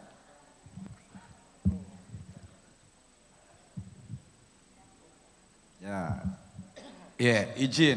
Assalamualaikum warahmatullahi wabarakatuh. Waalaikumsalam. Selamat siang, damai sejahtera buat kita semuanya. Om Swastiastu, Namo Buddhaya, salam kebajikan. Yang saya hormati Deng Uki, Bang Andi, Ibu Kadis, Pak Ketua DPRD, yang insya Allah mempersiapkan diri untuk jadi the next Wali Kota Makassar. Kalau Deng Uki saya dengarnya persiapannya untuk DPR RI. Ya, insya Allah Deng, kita doakan bersama. Pak Sekwan dan seluruh jajaran yang boleh hadir, para tokoh masyarakat, terutama Dengku, senior, guru saya, Deng Suruji. Berbicara tema kita siang hari ini, sebenarnya sesungguhnya ini tinggal pemantapan saja. Sinergitas media dan legislatif di Kota Makassar itu sudah berjalan dengan indah, bahagia, damai sejahtera, dan ya berbunga-bunga lah sesungguhnya. Seluruh peran dari 4 pilar demokrasi sudah berjalan, Deng. Kita melihat itu dengan baik. Dan konkretnya sinergitas ini jalan antara fungsi pemerintahan, legislatif, yudikatif dan medianya. Konkretnya pemerintah Kota Makassar, kami bersama DPR mendukung ada persoalan anggaran, akses, fasilitas, dan komunikasi. Itu 4 sudah berjalan betul di Kota Makassar. DPR Makassar dengan pemerintah telah menyiapkan selaku trigger, ada kurang lebih 8 miliar anggaran kami di DPR Kota Makassar dalam rangka sinergitas itu. Di pemerintah kota kurang lebih 20 miliar. Walaupun pemerintah kota ini kritikan Ibu Infocom, tapi sebenarnya ini bukan di Infocom, substansi ini ada di Humas. Ada kepala Humas yang datang. Oh Humas, fungsi Humas masuk di Infocom sekarang. Oke, itu kurang lebih ada 20 miliar yang setiap tahun lalu dulu itu sampai 50 miliar, bahkan 70 miliar ketika 2017. Nah ini turun, ini evaluasi Ibu Humas dan Infocom. Karena bagaimana mau sinergi kalau 3 pilar larinya 80, medianya sendiri ngos-ngosan kasihan. Ini kita fair-fair saja. Saya ada tahun 2 periode ini, 2014 itu, anggaran khusus untuk pengembangan media itu saya di 2014 menjadi anggota DPR dan itu duluan yang saya dorong. Karena penting sekali anggaran media itu, kenapa? Saya kebetulan basicnya dari ilmu sosial politik dan PR. Sehebat apapun kerja kita Ibu Kadis, Wali Kota, kami 50 anggota DPR, kalau tidak berteriakkan dalam tanda kutip oleh media, maka tidak ada yang lihat kita. Kemarin ini tidak seimbang. Semua banjir, kita ambil satu contoh kasus saja banjir. Kan disikat terus. Padahal kan sebenarnya ini seminggu aja. Ada jauh 1 tahun 12 bulan kerja kita sudah sangat bagus sebenarnya. Kalau 11 bulan itu tidak disikat ke media juga bahwa kita sudah bikin drainase kurang lebih 4.000 kilometer, kita sudah bikin ini, kan itu. Makanya perlu anggaran dana untuk menopang partner kerja kita. Bukan soal kasihan Deng Uki tadi, bukan. Ini kewajiban justru. Kalau fungsi media pers kita tidak dorong dengan anggaran, kan susah pergi di sini saja anak-anak kasihan macam-macam. Jadi perlu media kita dorong karena hari ini belanja media di swasta juga sangat turun dengan aturan iklan segala macam ini setengah mati teman-teman. Makanya kita DPR yang harus dorong itu. Sejak 2014 insya Allah saya adalah salah satu tokoh utama untuk mendorong itu. Tepuk tangan dulu dong untuk saya teman-teman media. Dan tinggal dipertahankan, sempat turun Ibu Kadis, ini kita evaluasi ya. Ini saya hanya hitung kemarin waktu di ini hanya turun itu. Sempat 70 miliar di 2017. Setelah Pak Dhani masuk 2 PJ dia turunkan drastis, dia hapus semua anggaran iklan. Bagaimana media kita mau bekerja? Nah di DPR alhamdulillah. Sejak saya masuk tuh dengan teman-teman DPR dari 500 sekarang udah jadi 8 miliar dengan berbagai macam program. Ada di sosper dan macam-macam iklan. Nah, kalau pers kita di pilar keempat kita sudah kuatkan dengan anggaran akses fasilitas insya Allah mereka akan bekerja dengan baik. Nah tinggal tentunya ada sedikit evaluasi. Bagian yang kedua ini ada evaluasi sedikit. Yang satu evaluasi pertama terkait, Deng, tadi sudah disinggung juga sama Bang Andi. Hari ini terlalu banyak membuat media, sekarang hari ini 10 menit jadi media Deng. Modal NEB, daftar di OSS, dapat bikin media online.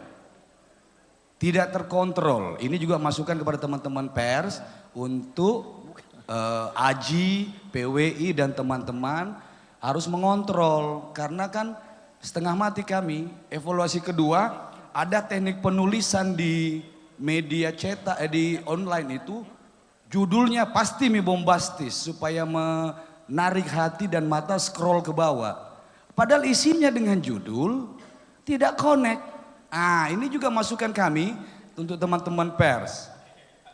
Iya kan? Bombastis judul dibawa ternyata tidak nyambung.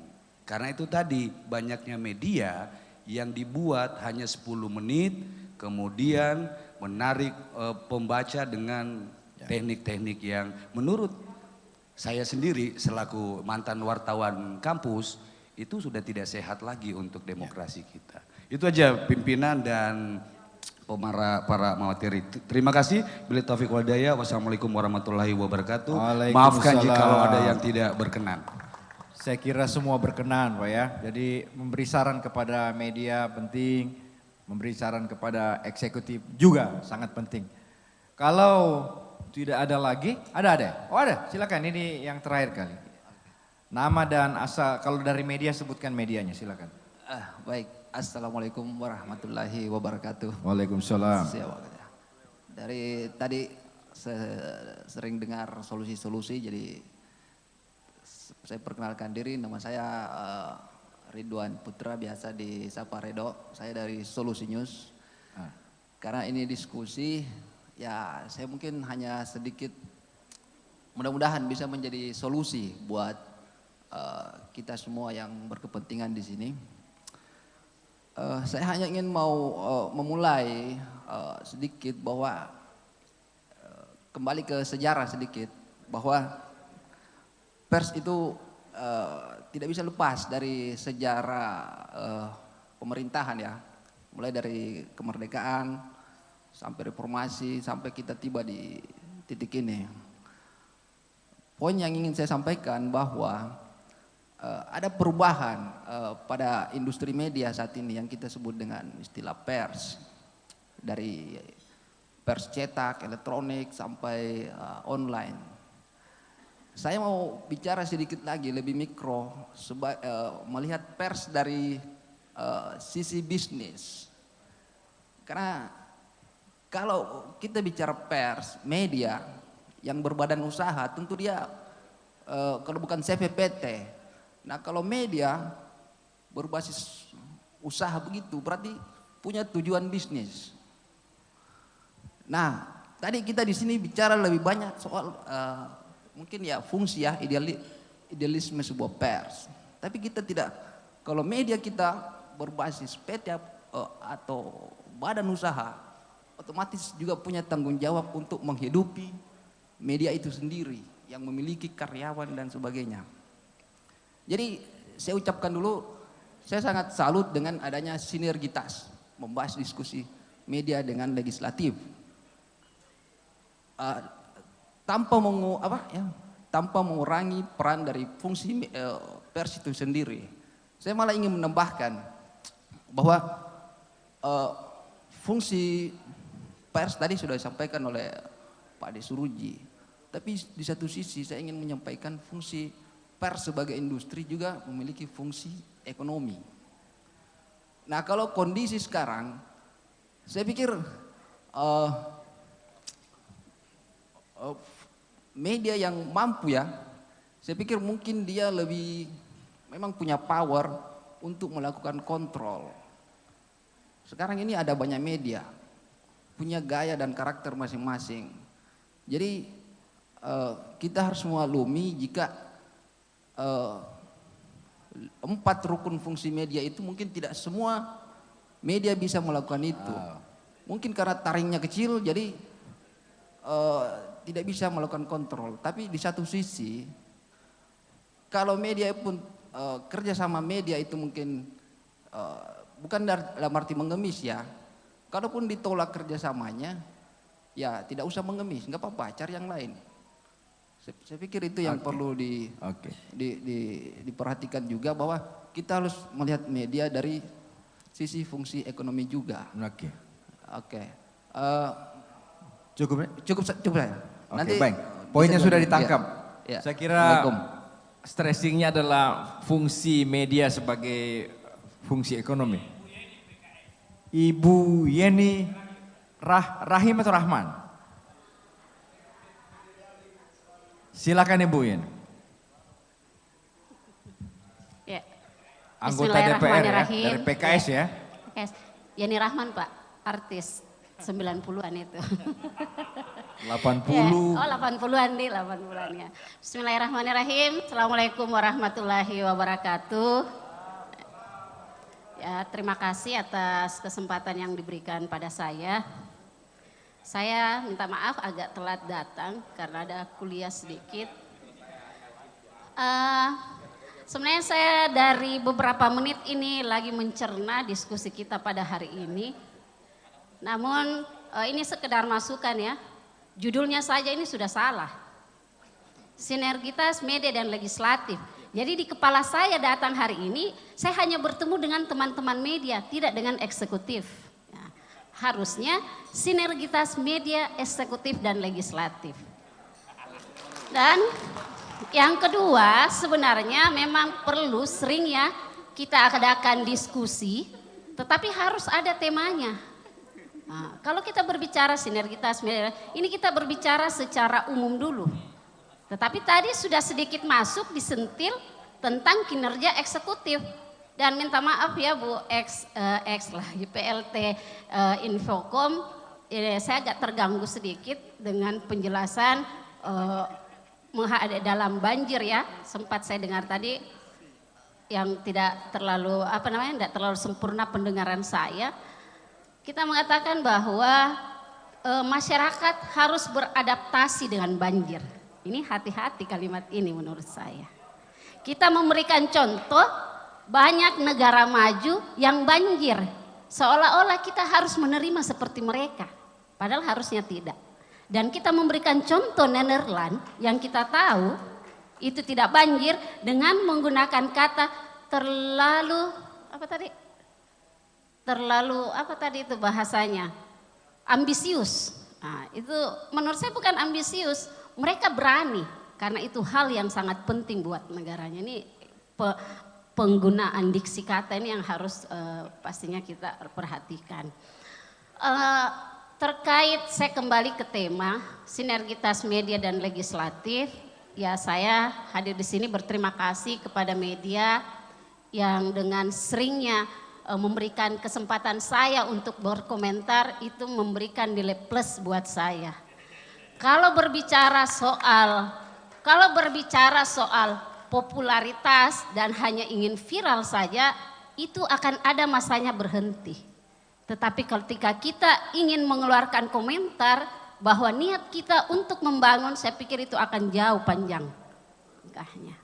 Dan ini juga memang lagi kita pikirkan, ini tentang bentuk kerjasama. Ini pastinya akan dilema teman-teman di media terhadap eksekutif maupun legislatif. Ini tidak mungkin kita pungkiri bahwa media yang kritis pastinya kontraknya itu akan dipertimbangkan. Ini kalau bicara di depan pasti kita bicara normatif, tetapi pada faktanya memang seperti itu.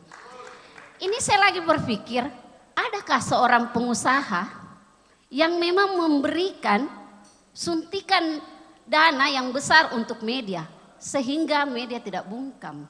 Ini memang kalau media hanya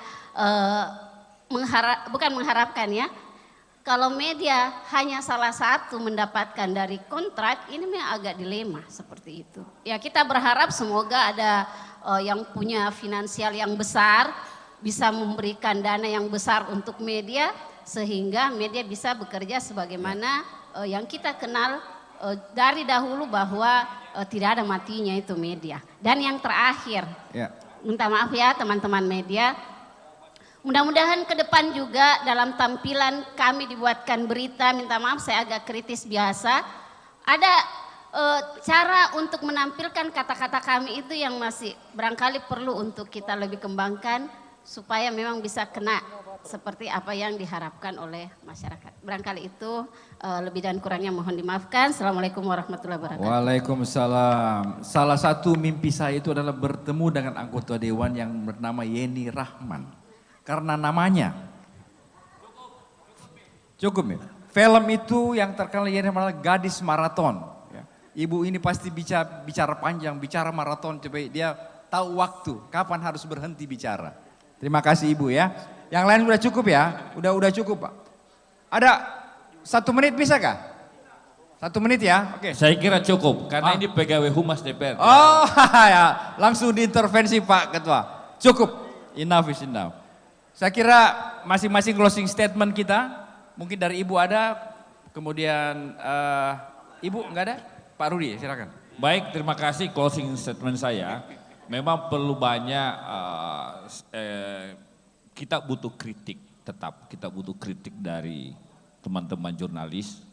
Memang begitupun Pak Mario tadi mencoba mengkritisi juga. Ini memang perlu kita saling mengingatkan. Saya selalu mengatakan begini Pak Suruji, mana-mana. Fenomena era keterbukaan sekarang kadang-kadang dengan gampangnya bikin media. Bermodalkan website, bikin cepat. Dia Tommy yang bikin, dia Tommy pimretnya, dia Tommy redakturnya, dia Tommy reporternya. Kadang-kadang rangkapnya seperti itu Pak. Dia Tom salesnya, dia Tom marketingnya Pak. Dan saya tidak tahu bagaimana standar etiknya di jurnalis seperti itu. Kami di DPR hari ini sudah menerima kemitraan kerja, penawaran kerjasama itu sudah ratusan media Pak. Media online, ratusan media online. Saya tidak tahu bagaimana cara memverifikasinya. Makanya saya akan selalu katakan harus ada standar nilainya Pak. Standar nilai yang saya maksud apakah media ini terverifikasi Dewan Pers atau tidak atau seperti apa. Karena menjadi pemimpin redaksi sebuah media kalau tidak salah ada sertifikat apa namanya Pak? Wartawan utama. Kalau nggak ada wartawan utama, nah ini kan debat pasti berbeda persepsi, beda pendapat dan panjang Pak. Nah, kami tidak mau masuk ranah itu, wilayah itu karena bukan menjadi domain kami. Kami hanya sebagai penyelenggara pemerintahan bernama DPRD butuh kerjasama dengan media sebagai penyebar informasi. Kan seperti itu. Dan menurut saya memang kegiatan DPR seyogyanya bisa disebarluaskan kepada masyarakat. Supaya masyarakat publik tahu apa yang sudah diperbuat oleh Yeni, Ibu Yeni sebagai anggota DPR. Ibu Yeni ini memang salah satu anggota DPR yang saya sangat sayang sekali Pak. karena dia cukup aktif berbicara di publik. Ini kan wajah DPR kan tergantung juga yang bicara. Kalau tidak ada yang bicara anggota DPR di publik, waduh, seperti Pak Uki bilang nggak. Kalau sudah seperti itu kacau tuh. Nah, jadi kami bersyukur. Kira-kira itu saya terakhir saya mau mengatakan bahwa DPR adalah lembaga pengawasan, tetapi DPR perlu diawasi. Siapa yang mau mengawasi DPR? Yang garda terdepan menurut saya adalah pers itu sendiri. Ya, luar biasa. Seperti itu. Luar biasa. Tidak perlu khawatir apakah kerjasama dibatalkan atau tidak. Saya ini orang objektif. Media yang suka serang saya pun masih kerjasama dengan DPR. 3 bulan saya di headline kan kadang-kadang tetap saya kerjasama karena memang perlu kita diawasi juga oleh media supaya kita bisa jalan lurus. Anggap media yang kritis itu anggap kita ada CCTV nih. Pak Ibu ya ini, apa kau ngomong sebagai anggota DPR? Kita butuh begitu. Karena itu jangan khawatir kawan-kawan pers, jalankan fungsi pers Anda secara benar. Tentu kami juga akan jalankan fungsi kami secara benar sebagai anggota DPR. Kira-kira seperti itu. Rudi Lalu, terima kasih. Assalamualaikum banyak. warahmatullahi wabarakatuh. Ibu masih ada sebelum terakhir ke Pak Uki, silakan Ibu. Kalau dari kami singkat saja, memang benar saya dari awal juga sempat bertanya kenapa kami ada di judul ini gitu loh. Tapi tidak apa-apa tentunya karena mitra kita ada Sekretariat Dewan bagian dari pemerintahan Kota Makassar tentunya. Jadi singkatnya adalah bahwa kami senantiasa bekerja untuk rakyat selaku eksekutif. Jangka pendek, jangka panjang itu adalah bagian dari kami. Harapan kami adalah media tetap menjadi mitra kami yang memberikan kami koreksi, tapi juga ikut mengawal kegiatan-kegiatan atau kerja-kerja baik kami. Itu saja. Terima kasih. Tepuk tangan dong untuk Ibu ya. Dan yang terakhir, membungkus semua isi perbincangan kita, Bapak Sukriansa Latif. Silakan Pak Uki. Yang nanti membungkus Pak Moderator saja. Ternyata di sini juga ada senior kita, Pak Ronald Gantung ya. Oh, Pak Ronald, silakan berdiri Pak Ronald. Ini tepuk wartawan tetap senior kita, Pak Ronald Gantung, silakan. Makasih Pak Ronald. Kalau nanti bisa kasih kita juga petua, kita membutuhkan hal itu saya kira ya. Satu hal yang menurut saya menjadi penting adalah karena kita lagi pelaksananya ini adalah anggota legislatif ya. Dan ada ketuanya juga. Saran saya Pak, eksekutif, legislatif dan wartawan jangan pernah berhenti. Wartawannya jangan pernah berhenti menulis untuk mengkritik dan legislatifnya jangan pernah berhenti berbicara. Kalau misalnya tidak bisa berbicara keluar, minimal dalam rapat. Kalau di rapat juga tidak berbicara, menyedihkan sekali karena teman-teman di legislatif mendapat tugas dari masyarakat kita untuk memperjuangkan masyarakat kita. Jadi tolong teman-teman wartawan, kalau misalnya ada rapat di DPRD, kelihatan banyak legislatifnya yang tidak pernah bicara, harus dikritik itu. Karena tidak mungkin dia tidak bicara, harus bicara menurut saya. Dan bicara kerasnya itu kepada eksekutif, harus. Tidak boleh kong kali kong. Tidak boleh karena ada pokirnya atau ada proyeknya yang bisa dikerjakan, kemudian anggota legislatifnya tidak keras kepada eksekutifnya. Tidak boleh. Harus mengawasi. Karena yang diawasi dan mengawasi ini, ya tidak boleh kerjasama sebenarnya. Tidak boleh. Karena kalau cincai dua-dua, kasihan rakyat kita. Persoalan kita di Makassar bukan hanya banjir. Banyak hal yang menjadi persoalan kita di Makassar. Ya, baik itu kemacetan, lapangan pekerjaan, ya, harga-harga yang membumbung kan, inflasi, kemudian harga bahan pokok yang tinggi, masih banyak warga kita yang belum bisa makan tepat waktu. Kemarin saya bertemu dengan anak-anak penjual tisu, ada yang tidak makan. Kalau malam pergi ke rumah neneknya atau besoknya baru makan, anak kecil dan tidak bersekolah. Persoalan kita masih banyak, bukan sekedar banjir. Nah, apakah anggota DPR, apakah wartawan memperhatikan itu? Harus kita keras di situ. Eksekutif harus kerjakan itu. Untuk itulah dia digaji. Untuk memikirkan dan bekerja. Untuk memakmurkan masyarakat Makassar kita misalnya. Bahwa kita bantu dengan fungsi kita. DPR mengawasi, wartawan melakukan fungsinya, mengawasi juga seperti itu. Jadi jelas dan clear.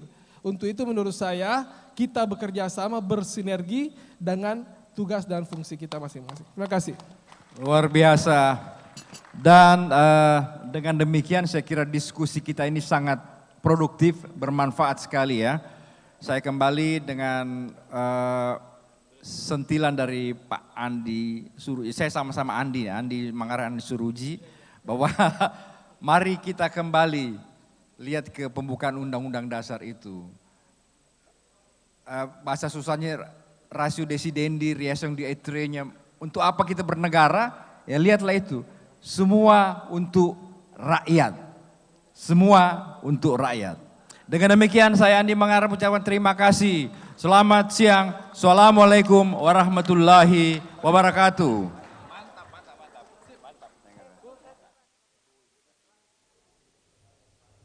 Demikianlah diskusi publik tadi DPRD Kota Makassar. Kalau tadi kita menyaksikan pemirsa diskusi publik ini begitu alok dan apik yang dibungkus oleh Pak Sukriansyah S. Latif selaku pemerhati media juga dari Diskominfo Makassar sebagai pemerintah Kota Makassar dan juga Ketua DPRD Kota Makassar. Sinergitas media ini harus digarisbawahi bahwa harus sesuai dengan tugas dan fungsi pokok masing-masing antara eksekutif, legislatif dan juga media. Pemirsa, demikian saya Rafika Mustaqim Mawarda melaporkan langsung dari Klaro, Kota Makassar.